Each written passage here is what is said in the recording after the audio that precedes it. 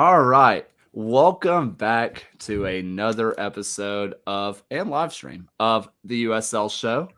We are almost back at full strength, but a little bug is going around. I don't know if you've heard about it, and it's taken down our one and only Geo.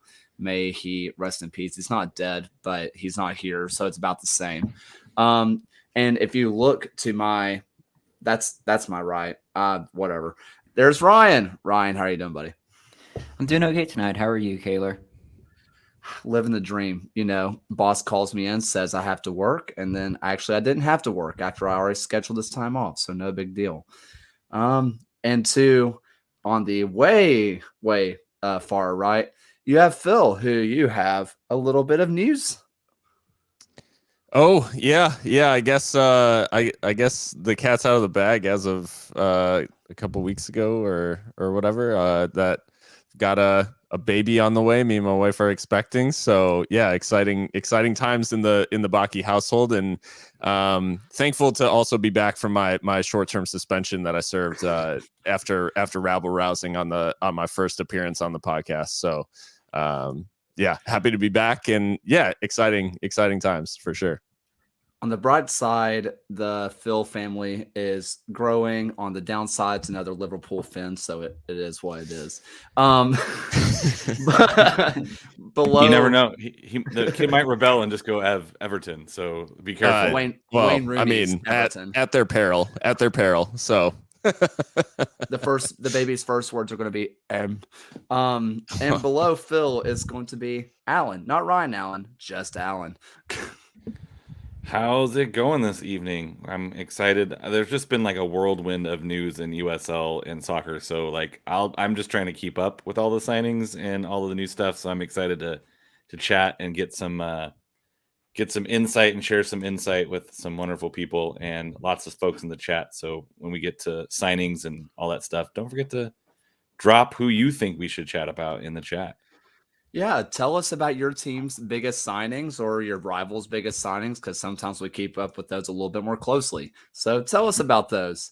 And below me and to Alan's left, we got John, who is a faceless man, but biggest voice probably in this room right now.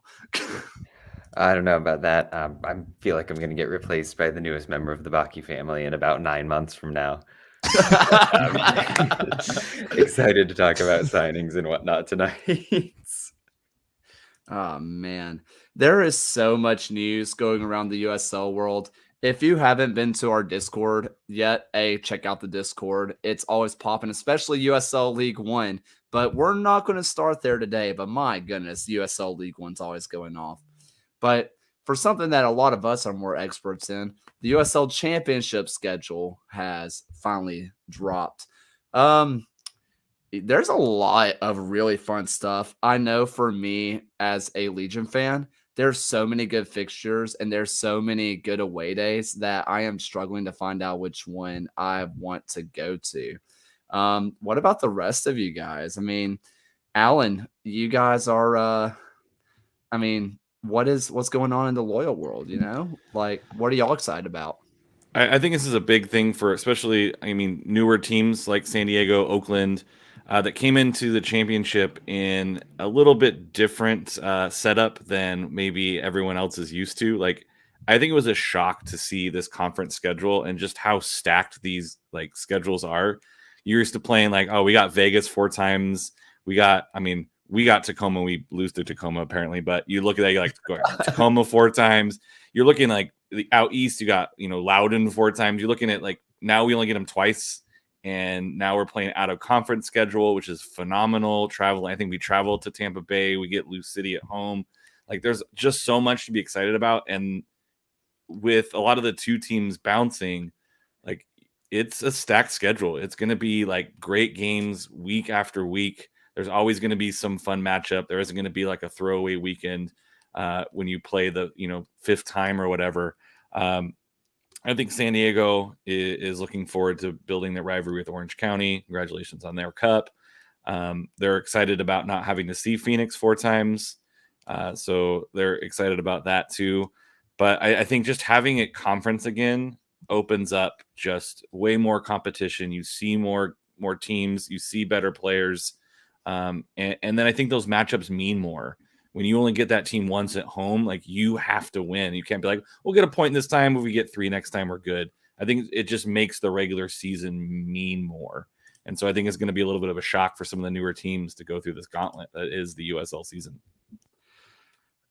Yeah, I mean, there's a lot of fun stuff. And the really cool thing is that we're going to be able to see some new faces around the USL and maybe a new look to some old faces. John, even though you follow every team closer than everybody's favorite team, you're an Indy fan by trade or by heart, whichever one.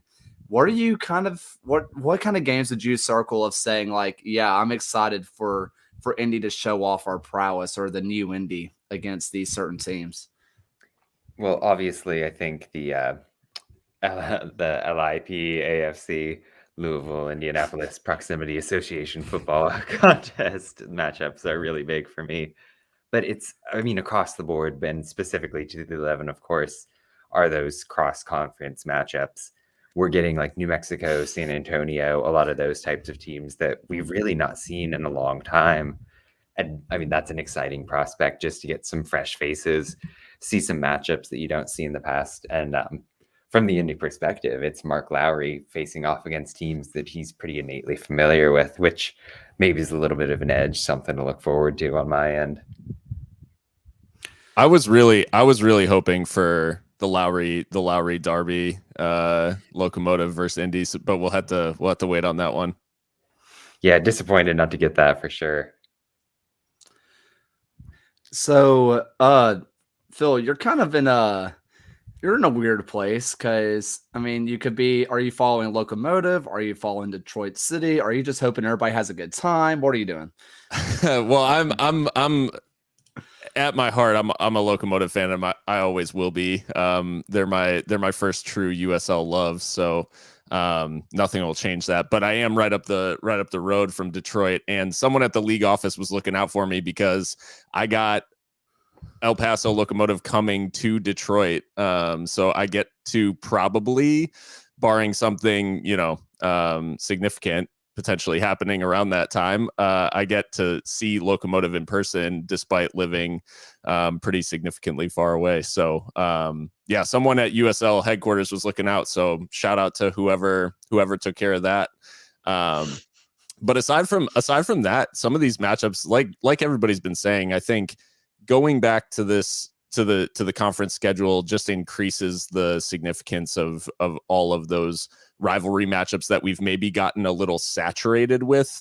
Like as a Locomotive fan, I think Locomotive New Mexico United has been it's been played now 8 times in the last couple of years. And shrinking that back down is going to be just raise the significance of each game.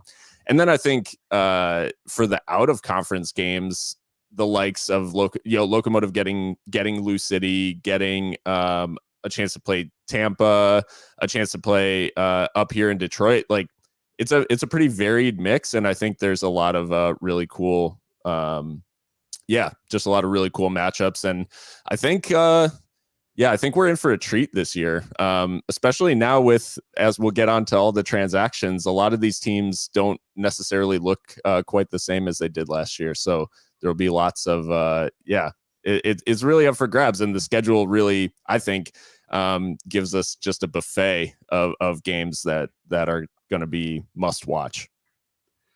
To respond to somebody in the chat, we are still geeks who drink. We just don't have a drink. I mean, wait, somebody had Arnold Palmer earlier. See, we're good. No worries.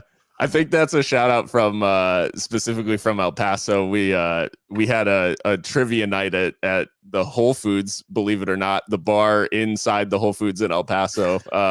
So yeah, actually Locomotive players, the Locomotive players who used to frequent that, like Logan Ketterer, Nick Ross, Andrew Fox, they were Drew Becky as well. Trivia warriors at the El Paso Whole Foods. So those times seem quite far away now. Does my Whole Foods suck? I didn't know they have bars in Whole Foods. The good yeah, ones right. We do. have overpriced coffee. That's the best I can do. See, There's a joke in there about having to live in El Paso, but I'll let that one go. I mean, It's there. It's there for the taking. If you want it, someone can have it. But I have family in El Paso, so I think it's like it's okay. Like I have friends who live in El Paso. I've visited a few times. live there first, and then I would have thrown stones before I got down there for sure. But no, I miss those days. So but no, like I said, just a buffet of huge matchups in this schedule, and I'm like can barely pick which one I'm looking forward to most. Ryan. Yeah, it's much like the buffet at a Whole Foods. It has a lot of really good stuff to offer.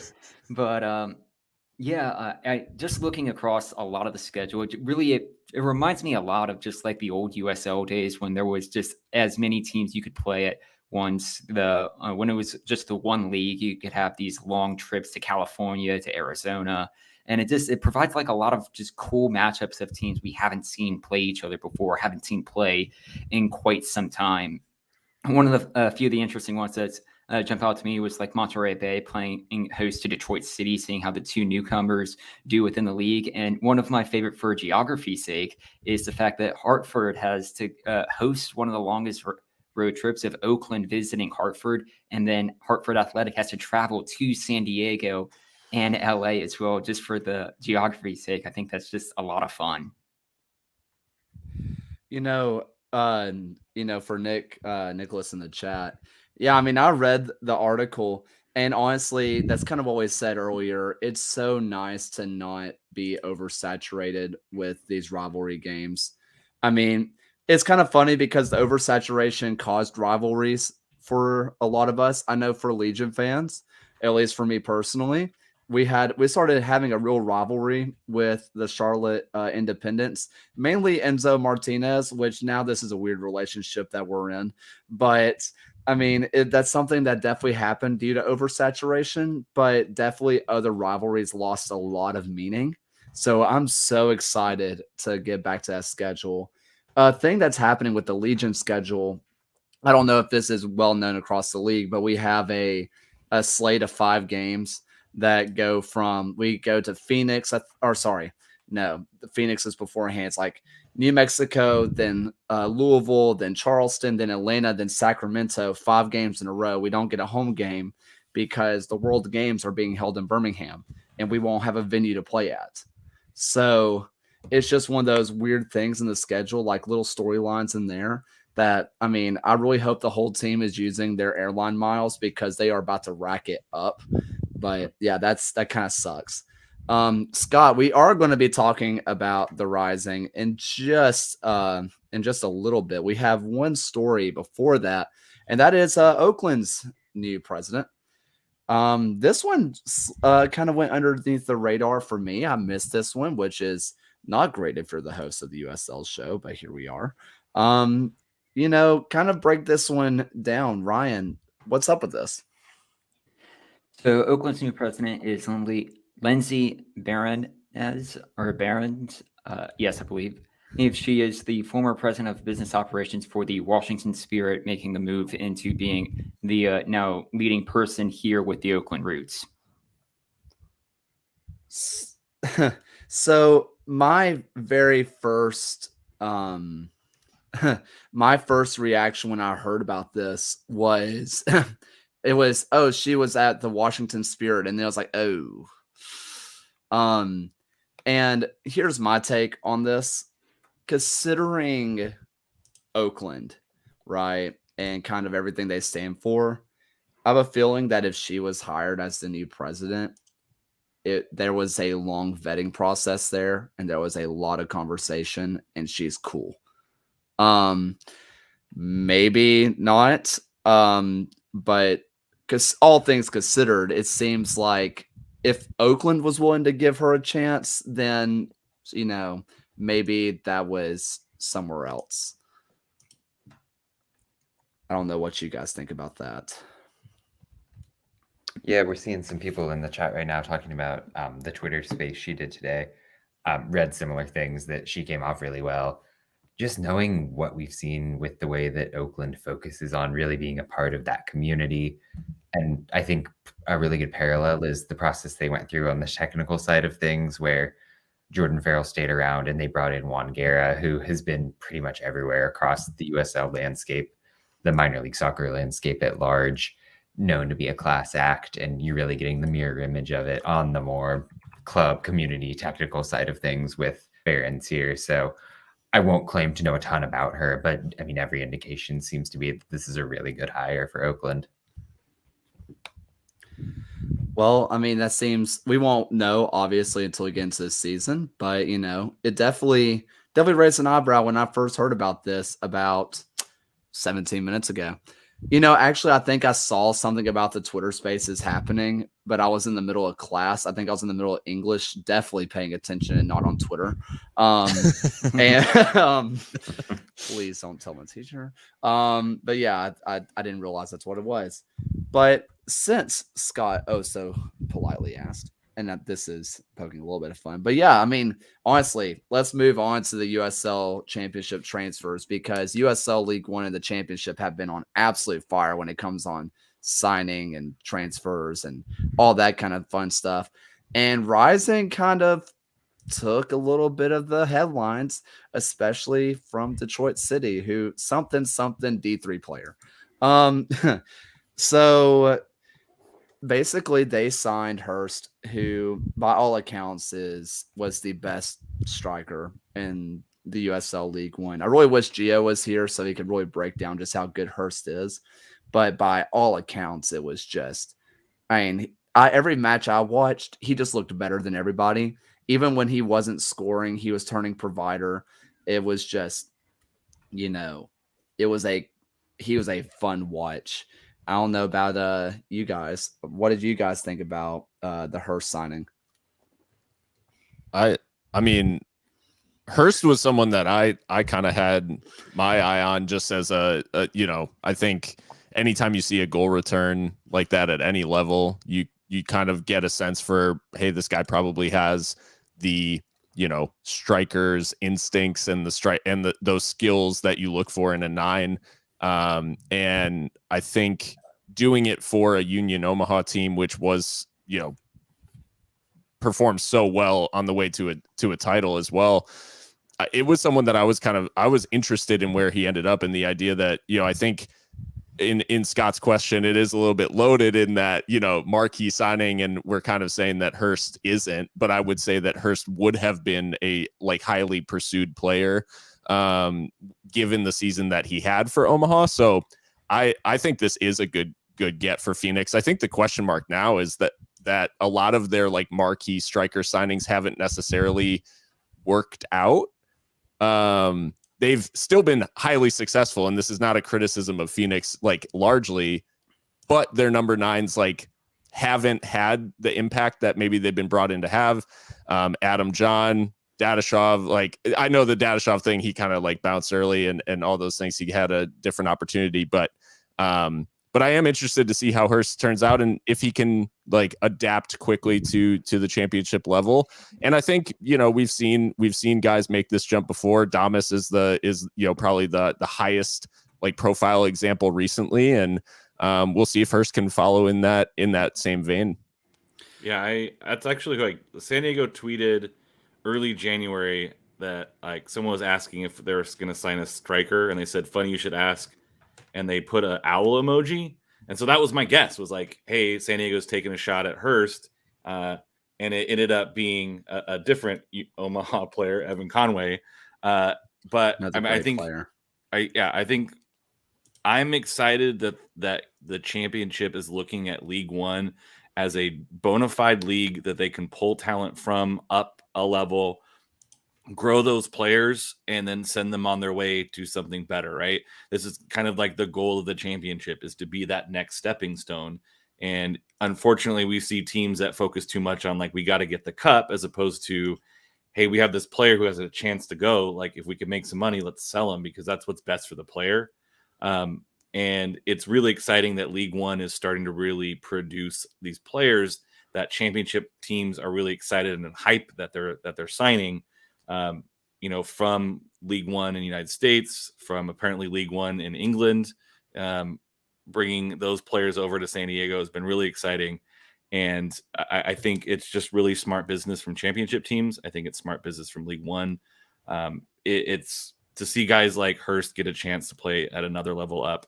And with Phoenix, like, you brought back like essentially like an all-star team from last season anyway. Like, yeah, you don't have these marquee signings, but who are you bringing in, like, to, like, who's going to steal time from, like, anyone on that team, really? Like, you're not going to get the Aiden Quinn signing this season because you already have 14 midfielders that are top of the line, could probably walk on any club. Your front line is only missing that striker. So it's not a huge surprise that you're not bringing in tons of people. You're bringing in those pieces you need. And that just shows, like, Phoenix is smart enough to know when they need that big signing, get that talent, and also know that they have a system around that can support a striker who they just need to score a couple more goals. Because if you open that 9 up at Phoenix, then all of a sudden you're not marking Moore and why can't I think of his name? I know it. You're not marking Jesus. This is terrible. I picture him in my head. He's kind of hard to mark Jesus right now. It is. It's really hard to mark him. But like right now, it's focused so much on the wings, and you shut down the wings. There's not a lot of love in the middle. Now you're pulling those center backs a little bit closer in, and that's going to open up the attack that Phoenix likes from the wings. So I just think it's a really smart business, and it's great that they're pulling from League One. Real quick, I do want to hop in and say, like, I feel like I'm on crazy pills, but Marcus Epps is kind of a big deal signing for this team. Like, Yeah. The numbers I put out for the, like, value added aren't the be all end all, but they had Epps as like a 98th percentile USL player last year. He's an amazing dribbler, like, can generate a shot like nobody's business. Awesome in the press. They might, they're probably not bringing back Solomon Asante, it seems like, but Epps is about as good as you can possibly do for a replacement. Anguiano from Tacoma is on the sly, a really exciting midfielder that they've brought in. Like, yeah, you're lacking maybe the absolute superstar names, but Phoenix has added really, really well in the offseason. So just a couple of things I see in the chat. Matthew Corcoran, he was a guy at North Texas SC. He got 2 appearances for them, and he was not retained by the Dallas Academy. And then he is now at Birmingham Legion as a 15-year-old, signed a fully professional contract. So he is foregoing going to college. He is going straight through USL. And he said himself that he wants to go through the Jogo track. Jonathan Gomez, who was just sold to Real Sociedad. It's really cool that this has become a real track, and that maybe this is something we talk about. Maybe I'll just touch on it and we'll move away. But a move like that, where a guy like Matthew Corcoran, who is noted to be basically one of the top 2 U18 players in the U.S. right now, highly regarded as a number 8 or a number 6. The fact that he's going to the USL, leaving an MLS academy, and a lot of that probably has to do with the fact that the Birmingham Legion just sold Junior Flemings for a reportedly $500,000. $500,000 for a player, and you just see a guy who was just 18 get sent off to Europe. You're kind of fancying your chances that these teams are willing to play, and especially since the championship is willing to play their youngsters. I mean, that's really, really cool. Something else with Scott about Phoenix needing a keeper. There's some really interesting stuff there. Ben Lunt everybody saw that he was not retained by FC Cincinnati, but he's also been seen at the training grounds recently. He is still training with the first team at Cincy, even though he is no longer with the club. So I'm not sure if that's just a signing that's to be named later, or if maybe they're planning on signing him to loan him. But I feel like Phoenix would be a good spot for a guy like Ben Lunt, but that, especially since he was there, 2 years ago? Whatever it was. At the beginning of this last year. Yeah. A brief little loan, yeah. So, I mean, And that's probably an interesting thing that, something interesting there. But yeah, I mean, there's a lot of fun stuff. I mean, yeah, 901, somebody said 901's actually signing players. I'm going to hop away from that one because I'm the right. I'll get myself in trouble. So I'll let somebody else hop on that. But it's really interesting because I really thought that Memphis was hemorrhaging players. And then John came out of left field and was like, no, you're wrong. It's actually not that bad. So John, like, what about these players that Memphis has signed? And I know they've lost a lot, but it feels like they haven't lost as much as it seems. So, right, you get that first wave where the sky is kind of falling and you lose Murphy and Segbers both to Miami in pretty short order. I mean, you have had some contributors leave, but at the same time, Leston Paul, Laurent Koscielny are back in the midfield. I mean, that's a really solid kind of box-to-box guy and one of the better creators in the East last season. Zach Carroll and Niall Logue are back kind of anchoring things as the center backs. And some of the signings have been really impressive. And we've spent a lot of airtime already on the guys making the jump from League One. And Aaron Malloy is just another example. He was excellent with Madison, has some pedigree in the championship with Portland and other places in the past. But another player who, if you just look at the advanced stats, rates really highly, is one of the best players at that level. So to see him getting another chance up in the championship is fantastic. They signed Philip Goodrum from Atlanta, who's a pretty dynamic little forward. And then Reese Buckmaster making the comeback. He'll plug in basically anywhere in defense for you, can play a little bit of defensive midfield. So basically, you've kind of lost the real two stars of this team, I would say.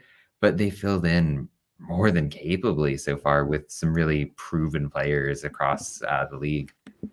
Isn't this like 901's MO? Like, wait, and then still put together a pretty solid team on the pitch, like it sorta. I mean, this is a team that back before they joined the USL, they were always one of the really top class teams. They had good, maybe not academy, but they always had good youngsters, and they always seemed to put out a team on time.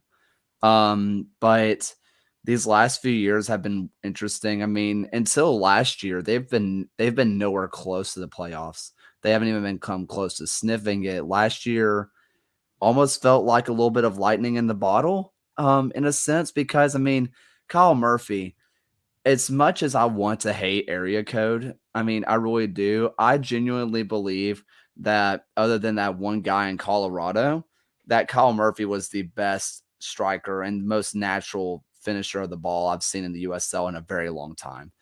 And you had a guy like Segber who was feeding him the ball, and when he was finally healthy, Roland Lamar was a real game changer. It's just the fact that he wasn't healthy. It felt like they got a little bit lucky with the fact they had a talent up top as talented as Kyle is, because while the defensive players they are signing and re-signing are good, they never seem to be the right fit when they play together. Because if you look at John's individual stat pages, their statistics rate well, but they never seem to fit together as an actual unit, which maybe that has to do with the fact that they don't put together a full team until 2 weeks after the season started. Who knows? It's an interesting thing too, just speaking on the Niall Logue stuff specifically, because Niall was he was signed by Locomotive from Tucson, and then immediately basically loaned to Memphis, and then they decided, with the new manager coming in, John Hutchinson coming in, after a conversation, I guess it went to he wasn't going to be like an automatic starting center back in Hutchinson's mind at Locomotive, so they mutually by mutual consent terminated his contract, and he went back to Memphis. There is a bit of an edge with Niall, it seems, where he backs himself 100%, but that does come across, I think, sometimes as not being like a team guy. And like, it's not, again, nothing against Niall, but his that locker room aspect or whatever, that could be a thing at 901 if you've got guys with that edge. But at the same time, he does back himself to do well, and in my opinion, like did perform extremely well for Memphis especially down the stretch. So yeah, it'll be interesting to see how this team comes back together. And if they can get close to replicating without the, record setting pace type goal scoring from Murphy. That's what I'm interested to see, as my dog drinks water in the background, how Kubo Torres fits in with this OC side. I think that kind of came out of like, that would, if you gave me a list of names that would sign with OC, I'm not sure I would have even thought to put him on it. That's an interesting signing. So I'm very curious to see how he fits in, how he, the effort that he brings, and like what his goal is.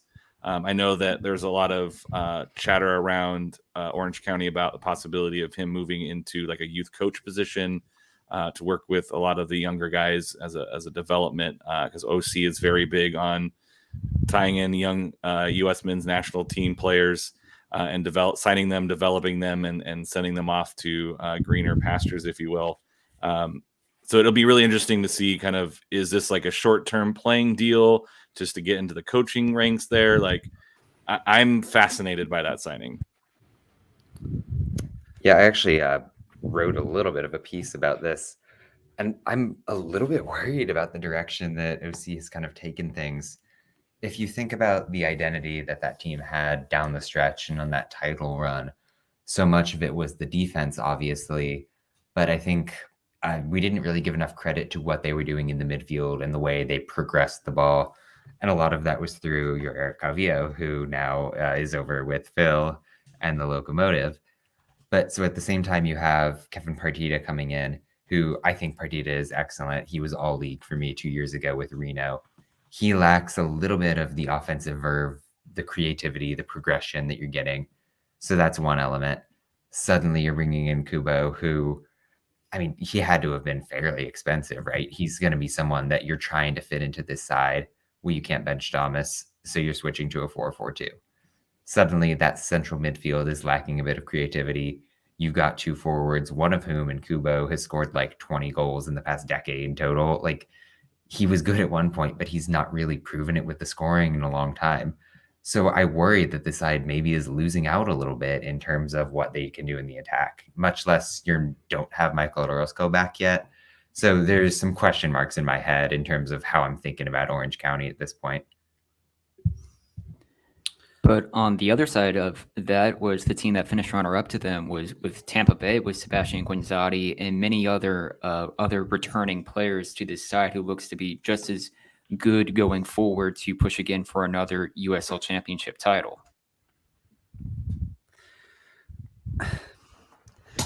I mean, there's just a lot, there's a lot of signings, and there's a lot of players that could make an impact. And quite frankly, this is whenever I'm like, if you're looking at Orange County, I mean, start of last year, I mean, it's kind of funny because the people at Orange and Black came onto my podcast and they were like, hey, no, for real, take this team seriously. While everybody else on the outside was just kind of like, they're always the bridesmaid, if you will. And maybe, even though I don't agree with the signings and maybe I don't agree with what they're doing, I maybe just trust. I'm just going to trust them until I don't have a reason to, As for Andy dropping it in, I think everybody was an Atlanta United Academy coach at one point. Basically, it was like, oh, the 2 team has a new coach. Oh, now they're the head coach of South Carolina. The 2 team has a new coach. Well, suddenly now they are the interim coach at Atlanta United. I feel like it was a very much a revolving door of who was heading the academy. But I mean, that academy produces talent. I mean, maybe not international talent like we see with Philadelphia Union or FC Dallas, but they produce MLS talent, which is really all you need if you're in the, MLS. Yeah, go ahead. No, go for it, John. I was just gonna slide back to that Tampa point a little bit, where about a week and a half ago, I was starting to get a little bit nervous for the way things were going over there, just because you had Loro, Lasso kind of slide out. And then they dropped that bomb the other day with 5 signings. You're getting your Hilton, Guillen, et cetera, back, and really hammering things home with Guinzotti today. But they've also added really well. I basically just blew my load on Twitter about how awesome Jake Arman is. Like, he's going to be fantastic coming out of Charlotte for them. And what he frees up tactically with Leo Fernandez, I again wrote a blog about that as well. They're going to be a title contender yet again. And I don't know why I even doubted for that 5-second period that they would be. Not to mention signing Kyle Grieg from Louisville, also a former Hammerhead, then going to Tampa Bay just to have another veteran forward on that side. I mean, anytime we can get more hammerheads in the USL, I think it's really just a win for Ryan. Not many other people, but it's a small victory, and that's all that matters. How's Wilmington doing right now in your FM save? By the way, are you still doing that? Yeah, I'm still doing a little bit of that. It's as close as I can get to the real thing. One day. Although I will say one of the major transfers that we haven't talked about this week is Haji Berry re-signing a contract for Colorado Springs for the next 18,000 years. Congratulations to Haji. USL's Bobby Bonilla. Is that what's going to happen? Yeah, happy Haji Berry Day every year. That's good. Whoever the admin was, they kind of saw that. They saw that they sent that out, and it was just a quick hand in the head moment. It was like, all right, let's get ready for the memes. We just kind of deal with it. USL typos. USL typos is on another one. I saw Nicholas in the chat. Just to double back to my 901 little point about Niall Logue. I also think very highly of Ben Pierman, Nicholas, and I think one of the things that I neglected to say in my schedule talk is I'm extremely excited for Detroit City Memphis, because Ben Pierman, formerly the manager of Detroit City back in the day. So yeah, I'm really looking forward to that matchup and seeing the sort of reception that he gets, because I think he'll actually get a really good one in Detroit, oddly enough. But I think not many managers will get as good a reception in Detroit as Ben Pierman. But yeah, it's cool what he's built in Memphis, and I actually kind of had him on my mini short list of managers I would have liked to see replace Mark Lowry in El Paso. So no, I'm excited to see what he can do this year, and excited to see that matchup versus Detroit, his former team. Vincent, no, technically the USL is in Football Manager. They're just not playable. I think Ryan you have a custom database. Yeah, Vincent, if you look up the YouTuber Zealand, he has a custom American database that actually has full 7 tiers. So you actually can do Pro Rail, and it adds in all the USL teams, a bunch of the colleges, and a few other made up ones as well. But like Detroit, since we were talking about them, they've made a few signings with Maxi Rodriguez coming in, Reese Williams as well as another recent signing. So it'll be interesting, I think, how Detroit will be playing this year. John, what's been your kind of first initial reaction with Detroit City? Yeah, I'd had some really good chats with some Detroit fans just about the style that they played. And I put out the video this morning about Maxi Rodriguez. This is a team that really tries to inflict their style upon a game and is going to try to continue that in the championship. And I think Rodriguez really is kind of the talisman for what they're trying to do. Very technical midfielder, good pedigree, smart on the ball, but he'll get box to box. He's just the kind of energy, spirit guy that you need if you're going to be a successful expansion team. That said, I think they're probably due for a slow start. Even your most successful expansion sides, like your Oakland Roots even last year, are going to tend to start slow. Detroit feels like they're not going to be scared to spend money to make changes even in the middle of the year to really try to push the envelope and be successful. So I'd look for a team that's probably running with that sort of 3-5-2 with the wingbacks, trying to possess the ball a lot and just playing a bright style of game and bringing it, of course, with the fan base, which is going to be a delight for everybody they play. I don't know, man. This is there's just a lot of great signings for Detroit City, and my theory of Asante to Detroit City is still on the table. The more time that goes on, the more likely it's going to happen. But speaking of USL Championship players going to D3 teams. Oh, wait, sorry, wrong update. We have some players going down to League One. And there is a lot of great signings in League One. And I feel like it just needs to be pointed out, like teams like Hailstorm and Fuego Football Club. Oh my Lord, they're just signing everyone. Basically, if you played for OKC, Energy, and or if you just played for anybody, they're like, screw it, we're signing you. You're good. Let's give you all of the money. I don't know how much they're being paid, but I'm just assuming that they are just throwing around cash like it's Wolf of Wall Street right now. I mean, what? I mean, right off the page, Villian Biev jumps out to me in terms of what Fresno's doing. Like, he is completely brilliant. Was a lot of times the only offense for OKC. And so to see him drop down to Fresno, like, that's going to be scary. They signed, was it Velarde over from Pittsburgh, maybe, who just really good attacking midfield player. And you mentioned Northern Colorado as well. Irvin Para is a guy who scores double-digit goals for fun in the USL Championship level, and he's just like casually dropping down to Northern Colorado. Like, that's going to be thrilling to see. So you're dead on that a lot of these signings are really exciting. I mean, Bijev is a huge one. That was a guy that I 100% thought was going to sign in the championship. He was a guy that I had on my short list whenever the Legion didn't have any strikers on deck or any kind of real offensive players there.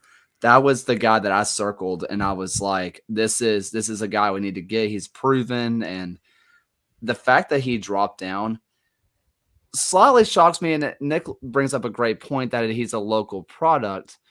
But some of these guys who are getting signed that were good, if not borderline great USL players, USL Championship players, were they just not getting contracts, or are League One contracts maybe a little bit bigger than we thought? I mean, obviously, we don't have a definitive answer, but I guess this is our time to theorize a little bit. I mean, it could be like guaranteed minutes. Like, you might not be you might not be the guy in a championship squad. You might be a rotational guy or a guy who plays some of the times or even most of the time. Or you can be like one of the guys at your hometown club getting it started up. I think we saw this in San Diego when Salzuzo signed here. It was like, it just adds a little bit more buzz because the local community is like, we know these guys, they grew up here, they're one of us, right? You can do that whole one of us chant with, those players. And it's just something special when you see those guys doing something well on the pitch for their hometown clubs. And I think there's something a little bit special about maybe guys who might be at the, I don't want to say tail end of their career, but toward the more end of their career, like going home and making something really magical happen and build a really good brand and a really good club and do a good work in the community to get that team up and going. Because those first couple of years, it's really tough. So you're kind of giving back as well. And I think there's a little bit of that. I'm not sure what those contracts look like. Why don't we have a definitive answer on that? Because we don't have a collective bargaining agreement yet for League One. I know I'm super stoked to see that.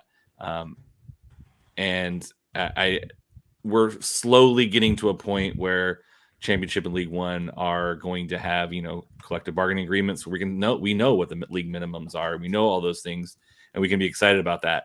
It's right around the corner. So just keep supporting those players in that endeavor as well. But I think it's just about making something special happen at home.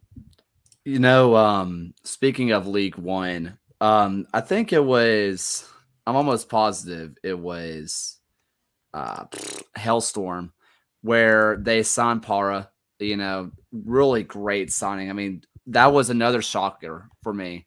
And then right up Phil's alley, Hellstorm released a salty message or salty message. It's all in jest, but I have a feeling that Phil slid into those DMs and was like, "Listen, admin, you put something out there. Do it for me. Come on, babe." Can you confirm that's what you did? No, I can neither confirm nor deny my influence over any Twitter admins in the USL. Hey, real quick, Phil, I did have a couple just ponderances in terms of how you're feeling with El Paso, whether that's Sure. Macaulay King heading out, Calvillo coming in. What's the vibe right now down there? Nick Hines today, I guess.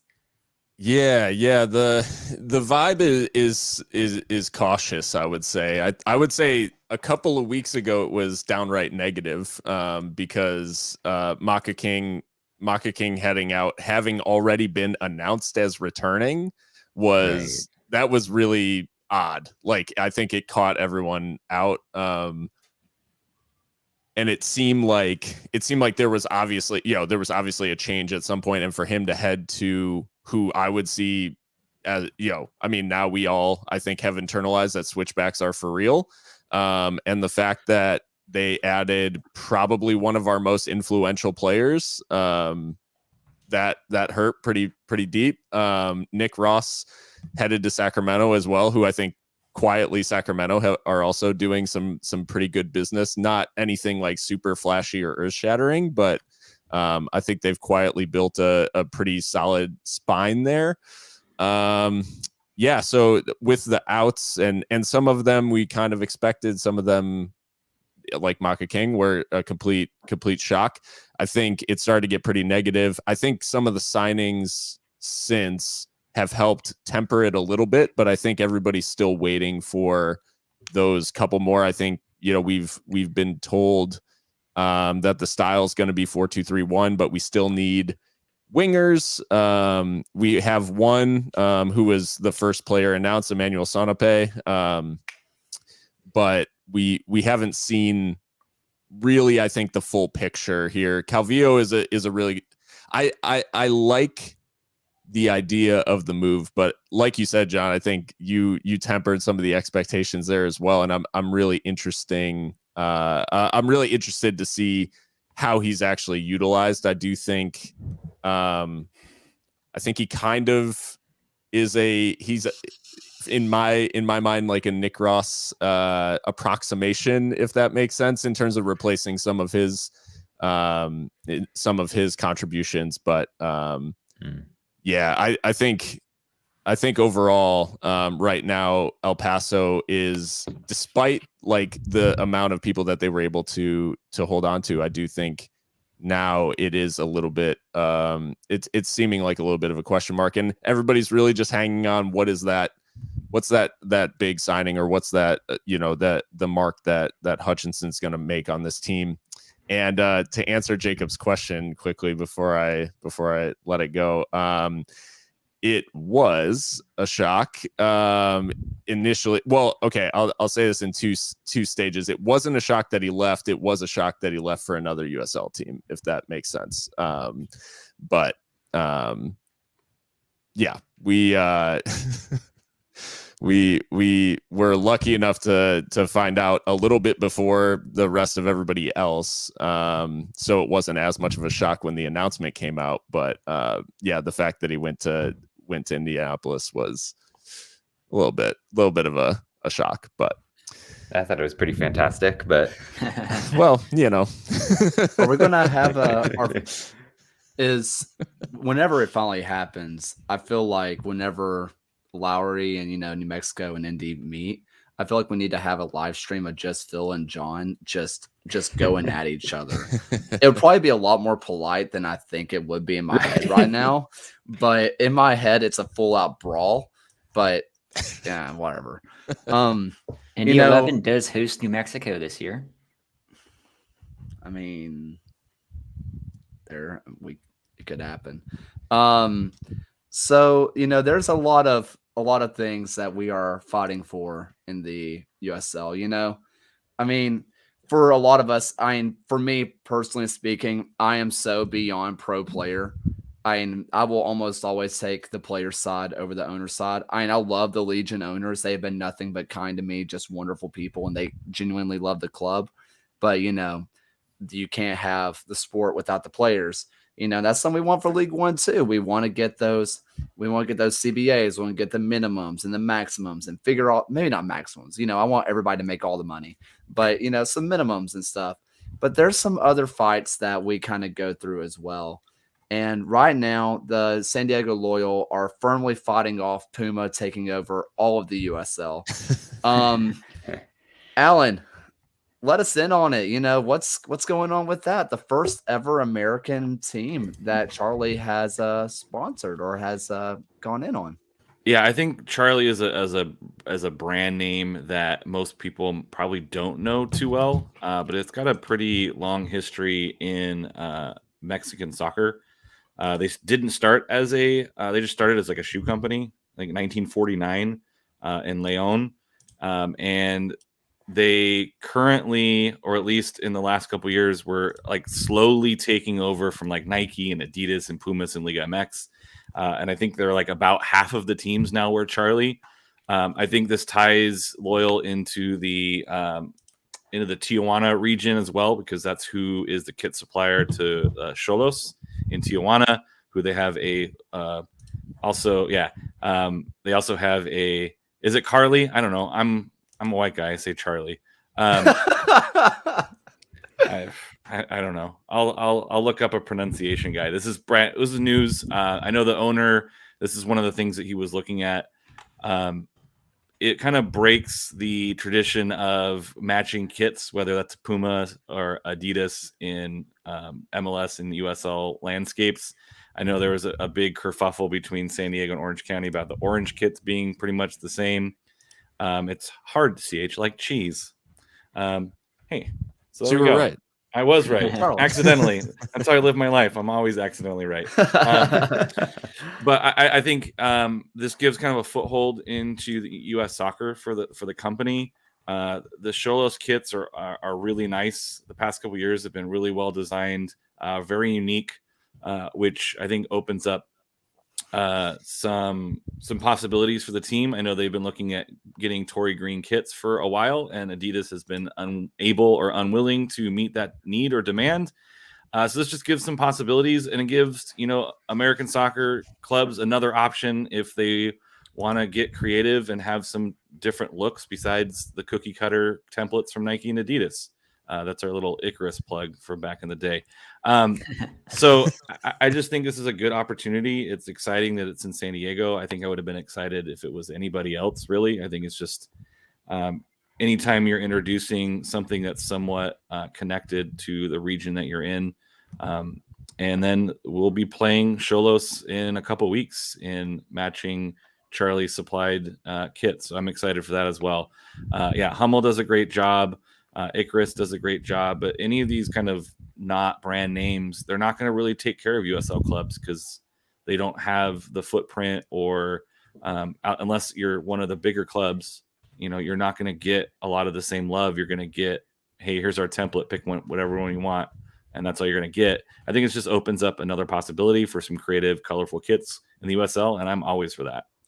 If you're not watching and you're listening to the podcast, I have been holding up this Tijuana shirt. It's a breast cancer awareness shirt, and honestly, it's my most favorite purchase I've ever made. This is not sponsored, but hey, if soccer.com wants to sponsor us, we're open to it. This was like $30 on their website because of a sale, but I mean, it is gorgeous. And if San Diego can get some like this, oh man, that'd just be awesome. And Nick dropped something into chat. Hope that Charlie could be for San Diego what Hummel has been for Madison. I mean, that'd be awesome. I mean, having just having another team that is producing good stuff out there. And Harry, I'm going to block you immediately from every single social media I can find. if you're again watching or if you're listening and not watching, he's sorry, not sorry about my Bama loss. Listen, that one hurt. I'm not going to lie. I was a little bit sad. Did not want to end my marching career like that. To freaking Georgia. I got barked at. Okay. You guys don't understand what it's like to be barked at by a 70-year-old man. I don't. It's something that it was horrible. And it's not the first time, but it was always kind of fun whenever they would lose and they would still try to bark at you, but then they would give up halfway through. This time they were drunk and happy, and it made me sad. Okay. All right. Yeah, I'm college still not football. over it. College football in the South is something else. So no, I've never been barked at by a 7-year-old man. Did he at least look like no? That's the worst part. Like everybody that barked at me, I could at least say, oh, they've been waiting a long time. A lot of these guys looked young, except for this 70-year-old man. But God, what an experience that was. I will say though, Indy was a beautiful city, and I need to make an away day up there. I mean, that is a gorgeous city. I will throw out the good word for Indy being one of the best event hosting cities out there. Like the Super Bowl went down to high praise a couple of years back. They host a great Final Four every couple of seasons. Like it's just a really good city for that sort of thing. And obviously I'm biased on that front, but still. Bama fans, I am allowed to complain because this is very 6 out of 12 titles there. I will. Yes. Listen, I never got to see one in person because of COVID. And I am very sad about that. That does suck. I've been to 2 national titles. One where we got blown out by whatever Trevor Lawrence is doing with his hair. And then whatever UGA. Listen, the one time we actually got to beat Ohio State, I wasn't allowed to go because of a freaking pandemic.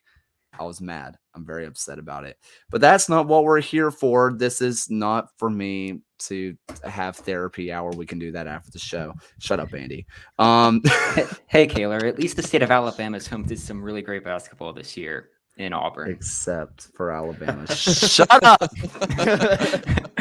Am I going to get the suspension like Phil had now? Immediate fine. No suspension this time, boys. But like I said, there's Indy was a great city. It's been a lot of fun. My time at Bama has been wonderful. I've gotten to see a lot of amazing places. Dallas was cool. I'm gonna throw it out there. Dallas was a fun little place. But now that I'm not going to be in band next year, I can go do all the away days, go to all the games. And something I'm super duper excited about is the USLW. I am a big fan of the USLW. I actually want to go to a ton of those matches if I can. And there was a pretty big bomb come out of the USLW, which was Racing Louisville has a USLW team, which I could be wrong, but this is the first American team to have a full pyramid from academy to top flight football. I mean, they have their youngster academy. Now they have the USLW, and then they're going to go all the way up to the NWSL. And this made a lot of sense considering that Louisville City is in the USL, obviously same boardrooms and whatnot.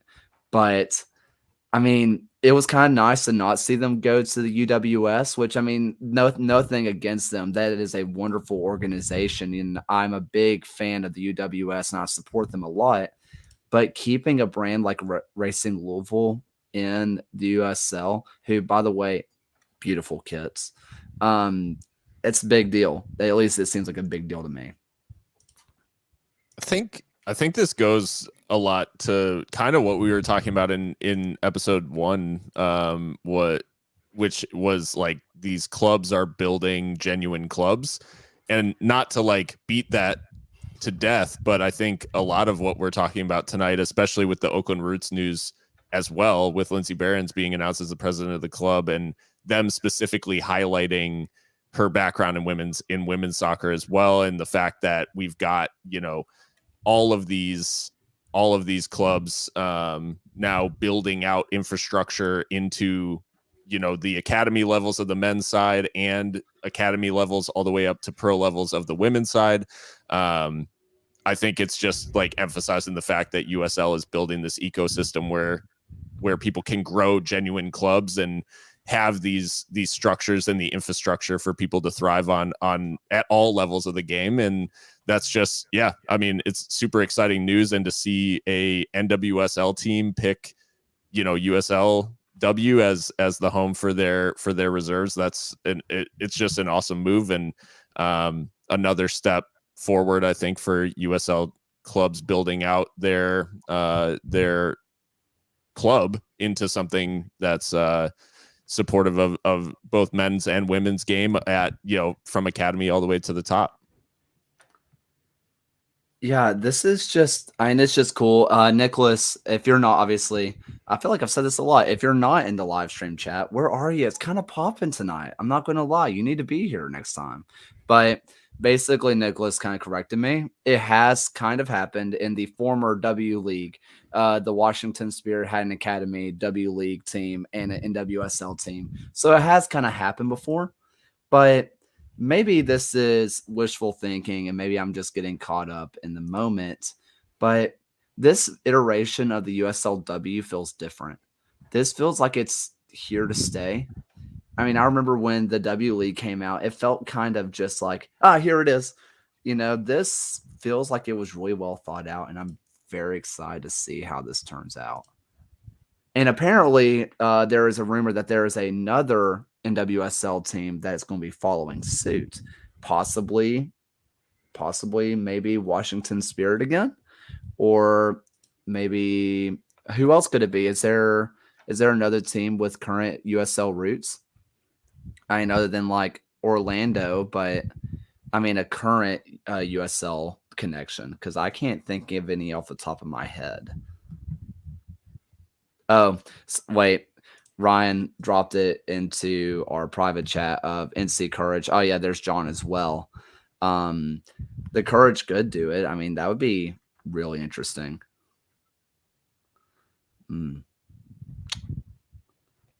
Huh. I mean, I like the Courage. I don't know if you guys have – I don't know if you guys have figured this out, a big shirt guy. I love collecting soccer jerseys. The Courage have awesome jerseys where they have like the mountain in the jersey. Really good touch. Very small. Can't notice it on TV. But it's one of those little things that when you get up close, it's like, oh, that's pleasant. That's nice. There's that. I miss the Railhawks branding from that whole suite of teams. So good.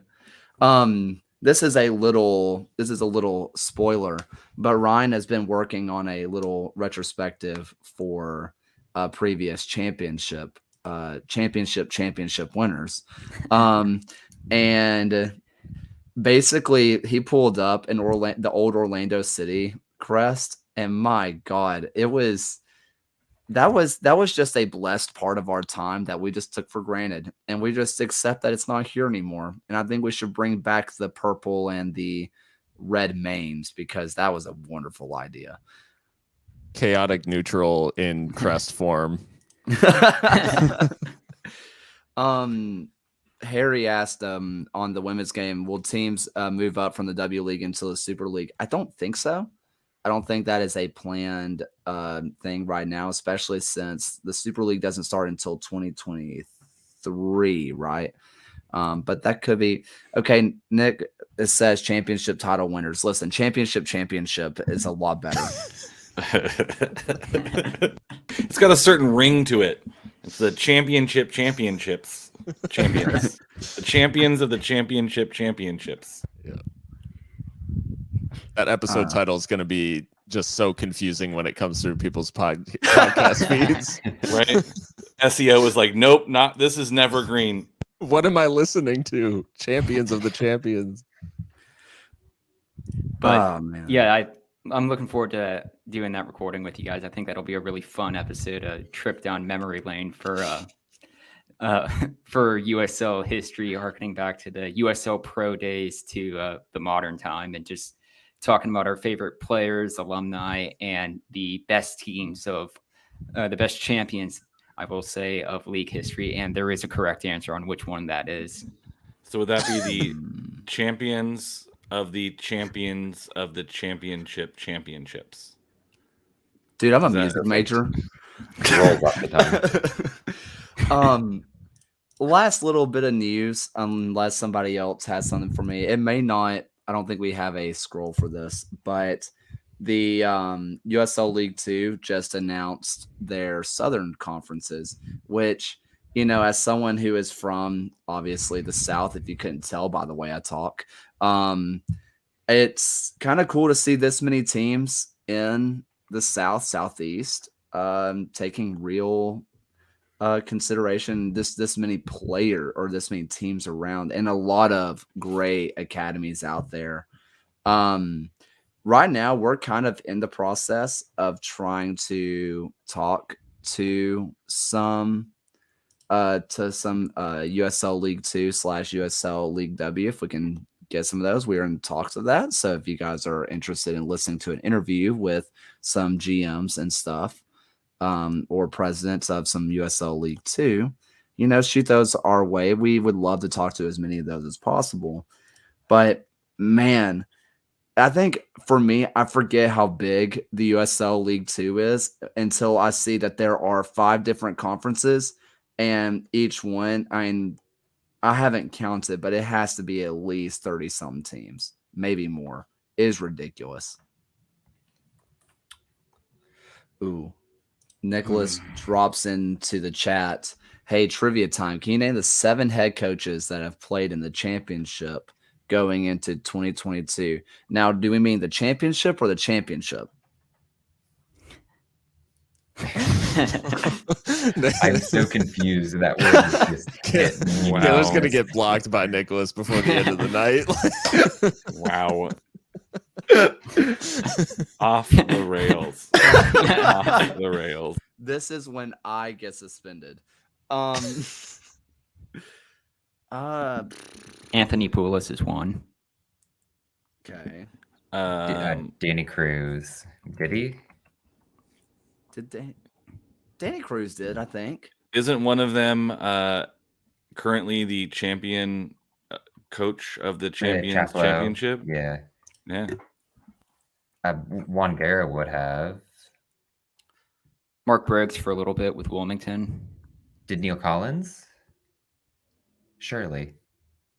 Was he ever in the actual championship? I thought he played in the U.S., but I think he might have got a year with Tampa in the USL. We're missing one, I think. Not Landon Donovan. Not Landon Donovan. No, I will one say one of the few leagues he hasn't played in. I will say I did like the one tweet that came out from the Charlie announcement that somebody said that was just another Mexico is my other team. That one got me. He did play for Leon, and Leon's yeah. That one got me. I think that one's one that's never gonna die. It's like the F yeah one too. Like that one's just gonna keep popping up. Like it's gonna keep happening.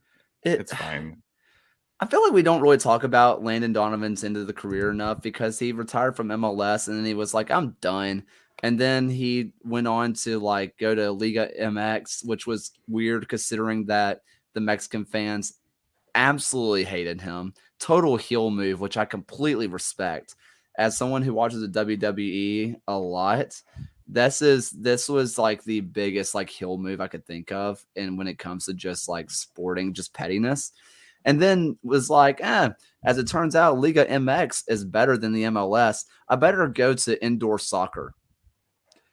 Hey, the 15-time champion San Diego Sockers, the men's professional soccer team with the longest win streak in all of professional soccer.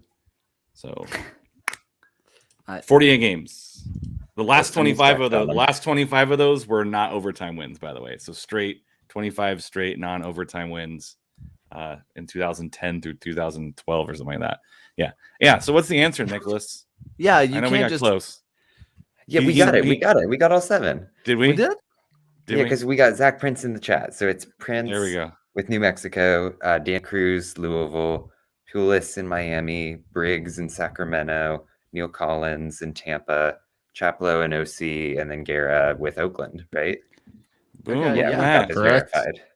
Look I at us thought he went go. to bed. He's going Look to at ask the that. question and then go to bed and leave us hanging. I'm going to So- make them suffer for hours thinking about how they didn't know. Oh, it would be like one of those tests I had when I was in school where they'd provide 4 answers and then the 5th one would be the right answer isn't here. Oh yeah, I've always loved those. The whenever they would drop, and then at the bottom it was like none of the above. It's like, well, okay, great. Or the one of them that really gets me whenever I was in grade school, it was always like, none of the above or all of the above. And it's like, well, you wouldn't have put one of these on here if it wasn't one of the two. Clearly you had a motive. And I would always overthink those. I hate those, man. All right, every one of I'm gonna go through one of my quizzes for one of my class in the next week, and every multiple choice question will have none of the above or all of the above on them, just to mess with them. Thank you for helping me ruin another generation of students. Hey, Listen. make every answer correct. 1 B. Oh. Listen. Cool. It's the last thing I need is for me to ruin another generation's GPA. I mean, if you ever look at my GPA, I'm the last person you want to take test taking advice from. But you know what? C's get degrees except for some classes in which D- is pass as well. And that's all that matters. That's bad advice, kids. If there are any people that are under the age of college, please never listen to me. So, parting question, and John, I don't know if you've got something for this, but my one thing that we didn't touch on in the USL League One section is, should we be worried about Omaha? Kaylor, I feel like you have hot takes on this. I mean, here's the thing is that I think there is a lot of talent to go around still. There's a lot of players from League One that are still up for grabs, and there's a lot of players from the championship that are obviously willing to drop down to League One. And who knows what they have in the pipeline when it comes to maybe like League Two players and whatnot. But yeah, I can't think of the last time that a title winner just said, nope, we're done. We're not signing anyone. We'll sign a few people, but then we're done. It's weird, isn't it? A little eerie almost. Yeah, they got 6 players announced, so they got a lot of work to do. That's all I'm saying. Complete Florida Marlins after winning the World Series vibes. Yeah. It's the epitome of we're here for a good time, not a long time, really. I mean, I really hope that they stay, because as a neutral, the Greenville versus Omaha matches are absolutely electric. I mean, those are fan bases that are willing to travel. They hate each other, but they like each other. If you didn't know, their supporters often go to the other, and they'll have like supporters pickup matches and right before the game. And I think Greenville even lets them play on their pitch, like play on the actual Greenville Triumph pitch, which is really cool. I mean, that is cool stuff. And if Omaha falls off immediately, I wonder if that rivalry maybe loses a little bit of momentum, which I think would be horrible for the league. And like Andy said, Vegas pulled the team out in 10 days. But the difference is that's Vegas, which just got a new mascot. Check out USL Twitter, folks. And It wasn't a good team, though. That's the thing. Yeah, that's one of the worst teams in the history of the league. But Yeah. But hey, if you're a head coach for them, you get to fail upward into an MLS job, which, I mean, I'm just saying that's not even a move FC Cincinnati would make, and that should tell you something. Hey, the one Vegas game I was physically present at this year, they won, so they just need to invite me to more games. I won't Are need you the new convincing to go to Vegas. Are There you you the have it. mascot? Are you the new mascot? Congratulations. Get out of the way, Nathan. You're welcome to our new mascot, Ryan. I mean, I don't know, man. Vegas is such a weird, just a weird group, man. And I really hate that LAFC took them over. This is one of my weird things, I guess. I mean, it was obvious to me that their owner was ready to get out of there. He realized that the USL does not make money. It is an absolute just, it's basically just a paper shredder when it comes to money. But man, it was a really cool brand they were at least building. And they at least before had fun players. They had fun players who they could do their own thing. And if they wanted to get as wild and memey and wacky as they want, they could. But now that they're under LAFC control, they don't have that same option. And while they do get guys like Cal Jennings, who is way too good still to be playing in the USL, he absolutely should have been playing more with LAFC, in my opinion. But I hate it for him. I absolutely hate it for him. But man, if I could go out there one day and, fly that helicopter, but then not drop any of the money and just leave with the helicopter, that'd be great. If whoever's at LA, just know I am willing to take your helicopter off your hands. Well, I think Vegas had like a decent team, but I think LAFC had so many injuries that they're pulling some of those guys who would go either way up and kind of decimating the Vegas team. And then with Union Omaha, maybe they fall into that like OC, like trust them till you can't anymore. Like they've been competitive, so let's see what diamonds in the rough they pull. They'll pull some guy out who's going to be good and develop him, and then they'll be fine. They might not be return to the finals quality, but they're gonna. I have a belief that they're going to be competitive because they're going to need to. I think they have a fan base that deserves it, and that's going to hold them accountable. So I think they're gonna find a way to make it happen. Again, who knows? They might have guys lined up that they're just waiting for clearance or waiting to dot some I's and cross some T's, or cross some I's and dot some T's, whatever one you want to do. I guess if you do it that way, the I's become T's anyway. So, if you're thinking about it. So I think they're going to be fine. I think it'll be fine. It's such a weird position. There was the moment, like John said, that I was even worried about Tampa, which I do kind of want to go to a point with Tampa before, we're done. But there was something interesting. I wonder why Tampa didn't re-sign Forrest Lasso to get a transfer fee. Because the reason Legion got a transfer fee was because they exercised Junior Fleming's option. And Junior, for the Legion, my experiences with Junior it's a touchy subject, but my personal experience with him were positive, and everything I've heard about him from the Legion locker room were positive. But if you ask the fans, he wasn't even the top 5 player for us last year. When you ask about the people who were the best players for the Legion last year, Junior was not up there, and they got $500,000 for him. Imagine how much Tampa could have got for Forrest Lasso. I would personally argue as the best defender in USL history. Now, I'm going to make a comparison, and I don't mean to compare these two people as actual players. But if you look at a lot of the big name signings from Europe now, they're waiting till their contract expires, because now they're going to go to the team, signs them, and says, hey, that several $100,000, or in the case of, a giant player like Messi or Mbappe, hey, those multi-million dollars you're going to pay for my transfer fee, just give me that money. Just pay me that money. You don't have to pay that team. I'll cut it in half. You save, I get paid.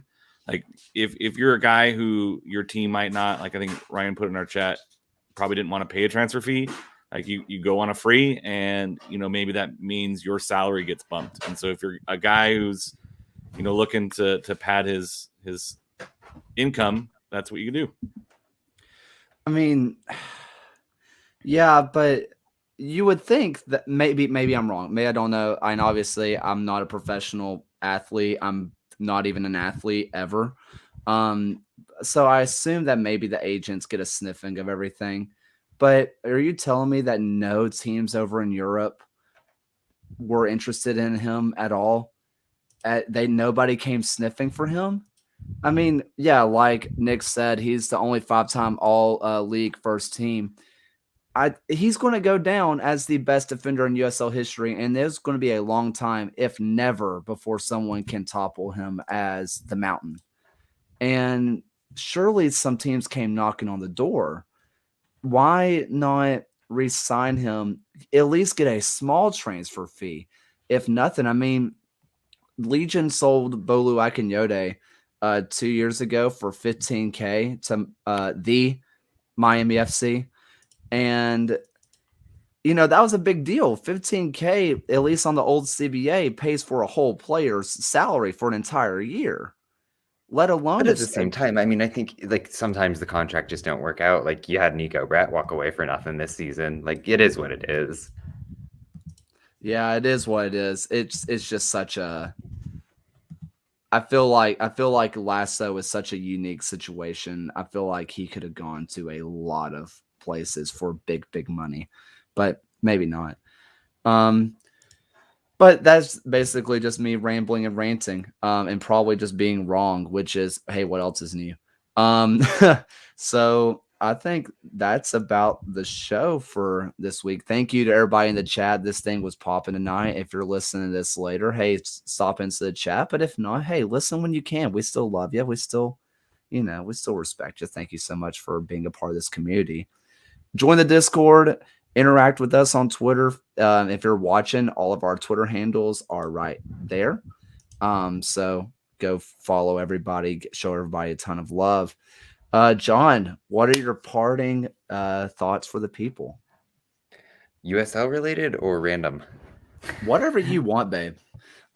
Okay, so I was taking a little road trip down to Tucson today, so another USL market. Saw a really cool art exhibition on the intersection of food and art, so recommend that to anyone in the greater Arizona area.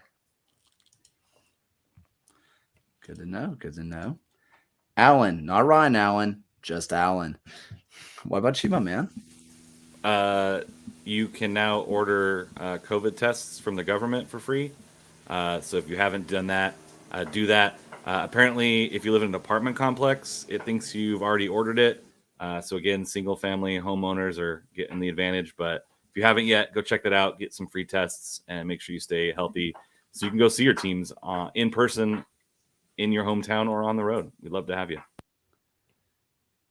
Phil, what you got?